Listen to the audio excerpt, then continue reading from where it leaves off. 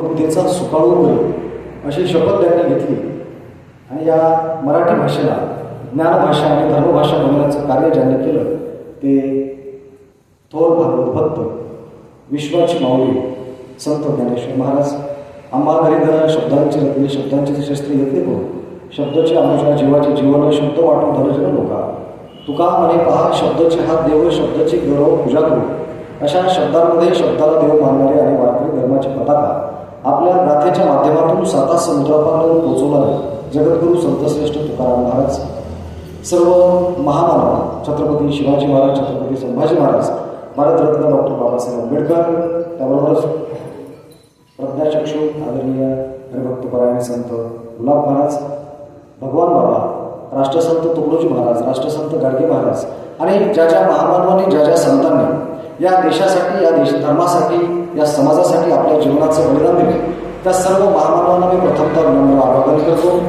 सन्माननीय विचारपीठावर विराजमान असणारे आदरणीय प्रमुख अतिथी आदरणीय प्रदीप भाऊ हिवसे, त्याबरोबरच भक्तिधामच्या संचालिका सौभाग्यवती मोनालीताई हिवसे, त्याबरोबरच आजच्या कार्यक्रमाचे अध्यक्ष तसेच ग्रंथालयाचे अध्यक्ष प्राध्यापक केशवरावजी ठाकरे सर, आजच्या कार्यक्रमाचे प्रायोजक आदरणीय श्रीकांतजी आवारे सर, आपल्या संस्थेचे अध्यक्ष आदरणीय रवींद्रजी इंगोले सर, त्याबरोबरच विचारपीठासमोर विराजमान असणारे पंकजी आवारे, आमच्या 20 वर्षापासून माझ्या संपर्कात असणारे माझे मित्र आणि चळवळीमध्ये सहकारी आदरणीय डॉक्टर तुषारजी देशमुख सर, त्याबरोबरच विचारपीठासमोर बसलेले आमचे दुसरे मित्र निखिलजी काटोलकर, सर्व महामानव, सर्व भावांनो, बहिणी, सर्वप्रथम ही जी व्याख्यानमाला आहे ती व्याख्यानमाला अविरतपणे आपण सर्वजण आयोजित करत आहात. त्यासाठी एकदा आयोजकासाठी जोरदार टाळ्या वाजवणारे त्यांचं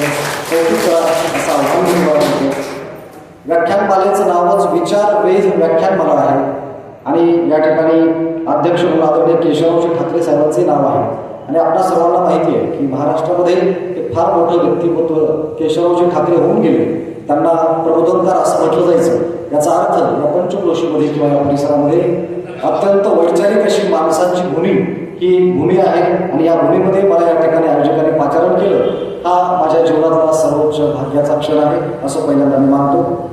आजचा विषय जगद्गुरू तुकाराम महाराज यांच्यावरचा विषय आहे, परंतु विषयाचं जर विशिष्ट नाव त्यांचं म्हटलं आणि मला जो आयोजकाने विषय दिला त्या विषयाचं नाव विद्रोही तुकाराम असं तुकोबाराय असा विषय आहे. तसं बघायला गेलं तर तुकोबांना विद्रोही म्हणावं का, तुकोबांना विद्रोही म्हणावं की न म्हणावं, किंवा पत्रिका ज्यावेळेस आपण सोशल मीडियामध्ये ज्यावेळेस टाकली तेव्हा कितीतरी असे फोन आले की तुम्ही जगद्गुरू तुकाराम महाराजांना विद्रोही म्हणताय आणि अशा पद्धतीचं एक अवघड शिवधनुष्य पेलण्याचं काम मला आयोजकांनी माझ्याकडे दिलेलं आहे. परंतु ज्या पद्धतीनं पांडुरंग परमात्मा असतील, सर्व सकल संत जन असतील, ज्या पद्धतीनं मला बुद्धी देतील त्या पद्धतीनं मी त्यांचं चरित्र मांडण्याचा आणि त्यांनी त्यांच्या आयुष्यामध्ये जो काही संघर्ष या व्यवस्थेच्या विरोधामध्ये केलेला आहे तो मी प्रामाणिकपणे मांडण्याचा प्रयत्न करणार आहे. बांधवांनो, आपल्या मनामध्ये सर्वात मोठा गैरसमज असा आहे, विद्रोही या शब्दामध्ये द्रोह असा शब्द येतो. तसं समाजद्रोह, राष्ट्रद्रोह आणि केवळ त्या द्रोह या शब्दाशी साधर्म्य असल्यामुळं बऱ्याच लोकांना असं वाटतं की विद्रोही हा शब्द सुद्धा अत्यंत चुकीच्या अर्थानं किंवा अत्यंत वाईट अर्थानं वापरला जातो की काय असं बऱ्याच लोकांना वाटत असतं. परंतु द्रोह या शब्दाचा आणि विद्रोह या शब्दाचा अर्थार्थी काहीही संबंध नाही.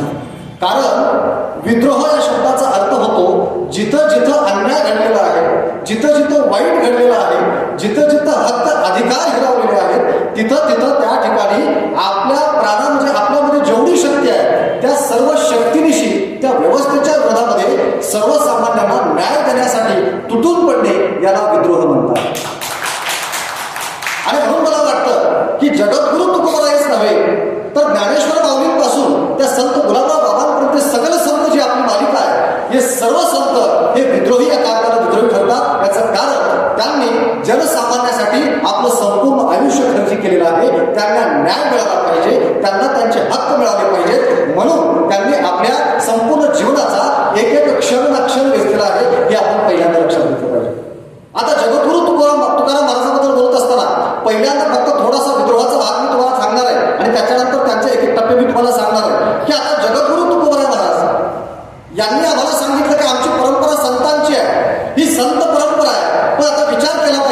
की संत कुणाला म्हटलं पाहिजे.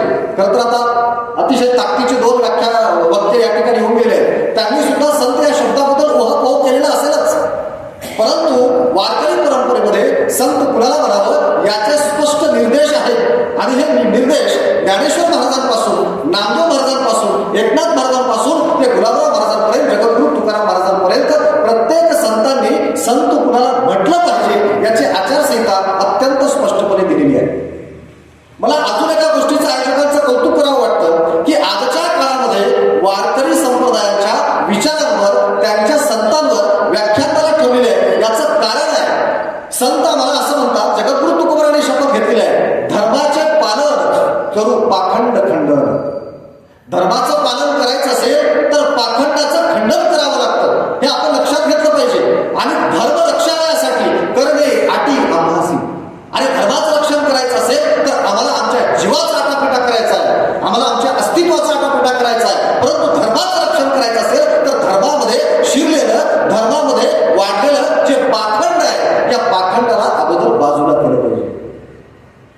आणि मला वाटतं सध्याचा जो कालखंड आहे हा धर्माच्या नावाखाली पाखंड थोपवणारा हा अत्यंत सर्वात मोठा कालखंड आहे की काय, अशी शंका यावी, अशी शंका घ्यायला जागा आहे असं अवतीभोवतीचं वातावरण बघायला लक्षात येतं. रोज एक नवीन बाबा कुठेतरी उद्याला येतात.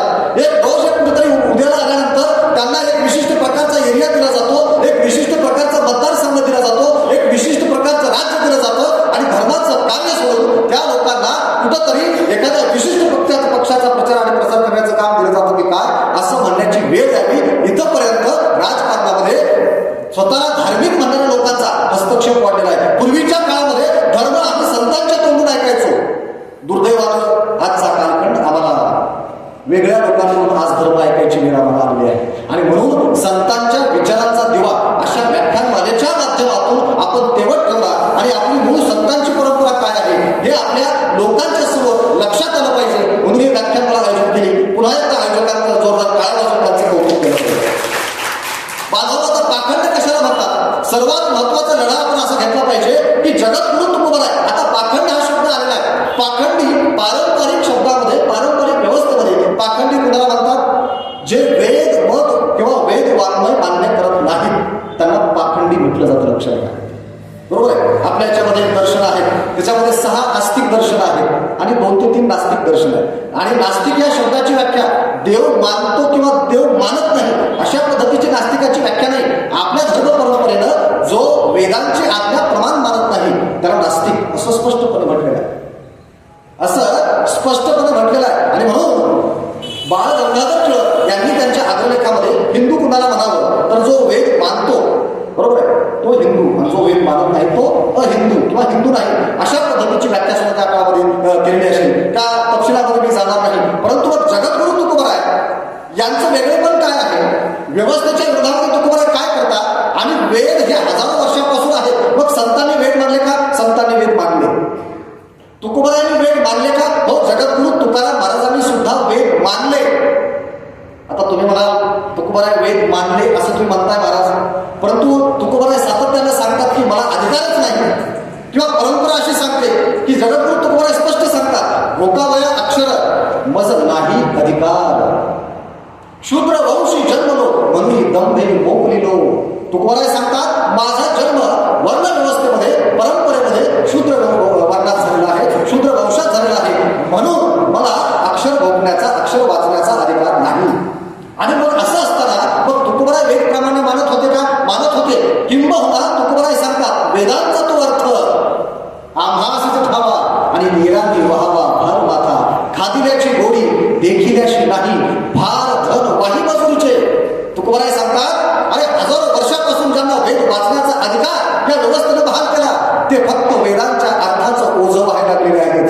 हे वेदांचा खरा खुला अर्थ या देशामध्ये, या धर्मामध्ये जर तुम्हाला माहित असेल तर तो आम्हा संतांना माहिती आहे. बाकीचे फक्त डोक्यावर भार वाहण्याचं काम करत आहेत, असं निक्षून आणि खडसावून सांगण्याचं काम जगद्गुरू तुकाराम महाराज करत आहे. मग आता विचार करा, एकीकडे परंपरेनं वेदांचा अर्थ अधिकार त्यांना दिला नाही आणि दुसरीकडे तुकोबाराय असं म्हणतात की मला वेदांचा अधिकार नाही, नव्हे मलाच वेदांचा अर्थ खरा माहित नाही. बाकीचे तर फक्त भार धन वाही मजुरीचे लक्षात घ्या, वेद पठणाचा अधिकार ज्यांना दिलाय त्यांची तुलना जगद्गुरु तुकोबाराय कुणाशी करतात? मजुराशी करतात. मजूर काय करतो? एखादा मजूर आपलं ज्वारीचं पोतं आपण त्याला दिलं तर त्या ज्वारीच्या पोत्याचा मालक नसतो, तो फक्त भार वाहत असतो आणि मजुरीचा पैसा घेत असतो. तसं वेदांचा अर्थ सांगणारी जी मंडळी आहे हे फक्त ते भार वाहत आहे आणि त्याच्या बदल्यामध्ये मजुरी घेत आहे, त्यांना खरा अर्थ माहीत नाही. आणि म्हणून वेद श्रुती नेनती कोणी आम्हा भाविका वाचुनी, आम्हा भाविका वाचुनी, आम्हा वाचल्याशिवाय वेद श्रुती या जगामध्ये कुणालाही माहीत नाही. कारण आम्हा सापडले वर्म करू भागवत धर्म हा उपदेश देण्याचं काम संत नामदेव महाराजांनी केलं आहे आणि हीच विचाराची परंपरा पुढे घेऊन जाण्याचं काम जगद्गुरु तुकाराम महाराज करत आहे. मग आता जगद्गुरु तुकाराम महाराजांनी सर्वात मोठा अधीक्षक त्या काळामध्ये काय केला असेल? मी थोडंसं आता विद्रोही या शब्दाशी निगडीत असल्यामुळं थोडंसं वेदासंबंधी तुम्हाला सांगणार आहे. वेद प्रामाण्य मानलं का? तर बिलकुल मानलेलं आहे. परंतु वेद प्रामाण्य मानत असताना वेदांचा अर्थ काय लावायचा त्याचा अधिकार त्यांनी व्यवस्थेकडे दिला नाही. त्याचा अधिकार तुकोबारायांनी स्वतःकडे ठेवलेला. मी काय सांगितलं? वेदांचा अर्थ परंपरेप्रमाणे जो अर्थ आहे तो अर्थ त्यांनी जसाचा तसा स्वीकारला नाही, तर तो अर्थ लावण्याचा अधिकार ते स्वतःकडे राखून ठेवतात. आणि म्हणून एका अभंगामध्ये तुकोबाराय काय सांगतात? माझा अधिकार काय? हे सांगत असताना तुकोबाराय काय म्हणतात? नव्हे वेशधारी तुका आहाच वरावरी आहे तैशी बरी खंडे निवडितो वेदांची. मी काय करतोय? वेदांची खंडे निवडण्याचं काम करतोय. वेदांचे वेगवेगळे खंड आहेत. उदाहरणार्थ कर्मकांड खंड आहे, बरोबर आहे, एक ज्ञानकांड खंड आहे आणि दुसरा भक्तिकांड खंड आहे. ज्ञान, कर्म आणि भक्ती. आता वेदामध्ये दोन भाग आहेत. थोडासा किचकट आहे, पण जितकं सोपं करता येईल तेवढं सोपं करून सांगेल, मग आपल्याला पुढे जायचं आहे. वेदांमध्ये 3 भाग आहेत. एक कर्मकांड, 2 ज्ञानकांड आणि थोडासा आलेला भाग भक्तिकांड आहे. मग ज्या पूर्वमीमांसकांनी म्हणजे अगोदर शंकराचार्यांच्या अगोदरच्या मंडळींनी कशाला महत्व दिलं? यज्ञ यागादी कर्मकांडाला महत्व दिलं आणि ज्ञानाला आणि भक्तीला महत्व दिलं नाही. पूर्वमीमांसक फक्त कशाला महत्व देतात? यज्ञ यागाला कर्मकांडाला महत्व देतात. मग उत्तर मीमांसक त्याच्यामध्ये आद्य शंकराचार्यांपासून वेदांचा अर्थ लावण्याची पद्धत सुरू झाली. त्यांनी फक्त ज्ञानाला महत्व दिलं, भक्ती आणि कर्म गौण ठेवलेलं आहे. तुकोबाराय म्हणतात ज्ञानही बाजूला राहू द्या, कर्मही बाजूला राहू द्या, आम्हाला फक्त भक्ती द्या. ते भक्ती आम्ही घेतो आणि पुढे जातो. म्हणून तुकोबारायांनी पूर्वमीमांसकांनी ज्या यज्ञयागाला कर्मकांडाला महत्व दिलं त्याला दुय्यम महत्व दिलं. उत्तर मीमांसकांनी ज्या ज्ञानकांडाला महत्व दिलं त्याला दुय्यम महत्व दिलं. आणि जो भक्तिकांड आहे खंडे निवडितो वेदांची, किंवा एका अभंगात असं म्हणतात उच्चिष्टाचा भाग शेष उरले ते सेवू. काय म्हणतात तुकोबाराय? सकल संतांनी ऋषी मुनींनी ज्याला फक्त थोडासा स्पर्श केला त्याला उष्टावून सोडलं, असा जो भक्ती कांडाचा भक्ती मार्गाचा जो भाग आहे ते आता आम्ही स्वीकारणार आहोत आणि तो भक्ती मार्ग आम्ही या समाजाला देण्याचं काम करणार आहोत. आणि म्हणून यज्ञयागाचा अधिकार विशिष्ट वर्णाला आहे, ज्ञान मार्गाचा अधिकार विशिष्ट वर्णाला आहे, परंतु सकल संतांनी भक्ती मार्गाचा अधिकार यारे यारे लहान थोर याती भरत्या नारी नर करावा विचार नरगे चिंता कवनाशी. या भक्ती संप्रदायामध्ये लहान असो, थोर असो, नारी असो, नर असो, गरीब असो, श्रीमंत असो, कोणताही असो, सगळ्यास येते अधिकार. आणि कलियुगी उद्धार हरीच्या नामी सर्वांच्या अधिकाराची भाषा आमच्या संतांनी केली, म्हणून ते खऱ्या अर्थानं विद्रोही ठरले. हे या विद्रोही शब्दाची व्याख्या आहे. हे पहिल्यांदा आणि म्हणून ज्यांना अधिकारच नव्हता, वाचण्याचा अधिकार नाही, बघण्याचा अधिकार नाही, संतांनी तो अधिकार स्वतःकडे घेतला आणि त्याचा अधिकार लावण्याचा जो भाग आहे तो भाग मात्र त्यांनी आपल्याकडे ठेवून घेऊन ते तो भाग जगासमोर मांडण्याचं, भक्तिकांड जगासमोर मांडण्याचं काम केलं. आणि वेदाचा जो सार आहे त्याला वेदांत म्हटलं जातं, बरोबर आहे. आता मला सांगा, जर समजा एखाद्याला धर्मशास्त्राचा अभ्यास करायचा आहे तर त्या धर्मशास्त्राचा अभ्यास करायचा असेल तर त्याला काय करावं लागतात? 4 वेद वाचावे लागतात, त्याच्यासाठी 6 शास्त्र वाचावे लागतात आणि 18 पुराणे वाचावे लागतात. आता एखादा तरुण मुलगा आहे, आजच्या काळामध्ये विशेष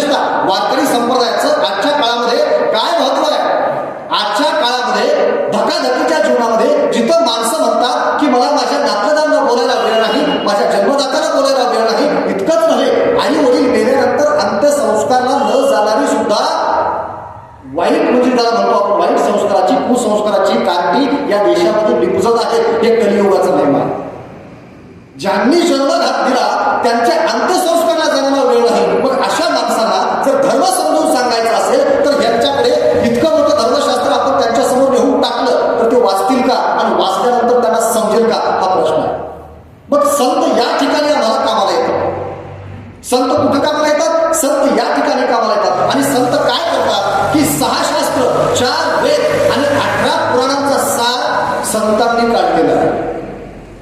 मी काय सांगितलं? जसं एखाद्याला म्हटलं, डॉक्टरने सांगितलं की तुम्हाला जर तुमची तब्येत चांगली ठेवायची असेल तर तुम्ही काय केलं पाहिजे? दूध तूप वगैरे खाल्लं पाहिजे असं डॉक्टर सांगत असतात. मग आता एखाद्याने म्हणलं की आता मला जर तूप खायचंय तर मला काय करावं लागेल? अगोदर छोटंसं वावर घ्यावं लागेल, शेती घ्यावी लागेल, त्याच्यामध्ये मग थोडासा चारा पेरावा लागेल, मग म्हैस विकत घ्यावी लागेल, मग त्याची धार काढावी लागेल, काढल्यानंतर त्या दुधाला तापवावं लागेल, त्याच्यामध्ये विरजण टाकावं लागेल, त्याचं दही करावं लागेल, त्याला घुसळावं लागेल, त्याचं लोणी बाजूला करावं लागेल आणि त्याचं तूप करावं लागेल. शक्य आहे का? ते म्हणतो याच्यापेक्षा आजारी पडून गेलेलं बरं ना. एवढं करणं शक्य आहे का? पण त्याला जर आपण समजा शुद्ध तूप गाईचं जर आपण त्याच्याकडे दिलं, किती सोपं काम आहे. म्हणजे सगळ्या दुधाचा जो सार आहे तो सार म्हणजे तूप आहे. तसं सकल शास्त्रांचा सार आमच्या संतांनी काढला आणि तो सार काय आहे? वेद अनंत बोलिला, अर्थ हितुलाची साधिला. काय केलं? वेदांनी भरपूर भाष्य केलेलं आहे, प्रचंड म्हणजे विश्वाला गवस्त घालण्या एवढं भाष्य केलेलं आहे. परंतु त्या संपूर्ण विवेचनाचा सार काय आहे? वेद अनंत बोलिला, अर्थ हितुलाची साधिला, विठोबाशी शरण जावे, निजनिष्ठा नाम गावे. बस, दुसरा वेदांचा अर्थ कोणताही नाही. वेदांचा सार कोण आहे? वेदांचा सार पांडुरंग परमात्मा आहे. मग मला सांगा, 800-900 वर्षाची, सुमारे 800-900 वर्षाची परंपरा, सकल संतांनी सगळ्या वेदांचं घुसळण करून, 6 शास्त्रांचं घुसळण करून, 18 पुराणांचं घुसळण करून सार बाजूला काढला. आम्हाला किती सोपं काम दिलंय. आम्हाला फक्त त्या पांडुरंग परमात्म्याचं नामस्मरण करायचं. बरोबर आहे? काय करायचंय? फक्त नाव घ्यायचंय. किती सोपं काम आहे. कर्मकांड करायचं नाही, यज्ञयाग करायचं नाही, रानावनामध्ये जायचं नाही, डोंगर दऱ्यामध्ये जायचं नाही, कडे कपारीमध्ये जायचं नाही, संसाराचा त्याग करायचा नाही, नोकरीचा त्याग करायचा नाही, शिक्षणाचा त्याग करायचा नाही. आपण संसारामध्ये आहोत का? जिथं आहोत तिथं बसून फक्त पांडुरंगाचं नाव घ्यायचं. लक्षात घ्या. तरी लोक हा जो संतांनी सांगितलेला धोपट मार्ग आहे, हा धोपट मार्ग लोक सोडून देतात आणि नको त्या ठिकाणी वन भटकत स्वतःच्या आयुष्याची, जीवनाची माती करून घेतात. संतांनी काय सांगितलेलं आहे? सिंचन करिता मूळ